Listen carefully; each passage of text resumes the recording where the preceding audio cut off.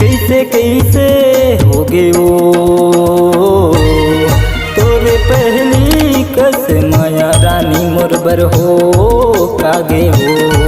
तोरे पहली कस माया रानी मोरबर हो कागे हो। पहली देखत मुस्काई देवत मन भर नैन मिलाई लेवत तीर मोरे आके रे बैरी तहाँ वो गोठी आई लेवत जाने कैसे कैसे कैसे जाने कैसे कैसे कैसे कैसे कैसे हो गए वो तोरे पहली कस माया मोती मोरबर हो कागे हो तोरे पहली कस माया दीपा मोरबर हो कागे हो।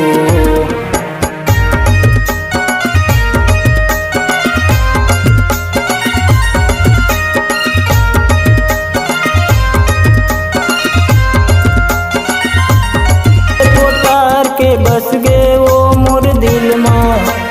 चुम्मा मांगे तय देह पोटार के बस गे वो मोर दिल माँ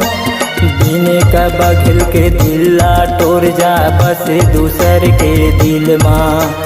दीने का बघल के दिल्ला टोर जा बस दूसर के दिल माँ।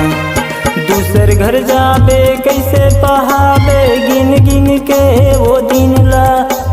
दूसर घर जाबे कैसे पहाबे गिन गिन के वो दिन ला जाने कैसे कैसे कैसे जाने कैसे कैसे कैसे कैसे कैसे हो गए वो तोरे पहली कस माया मोती मोरबर हो कागे वो तोरे पहली कस माया दीपा मोरबर हो कागे वो।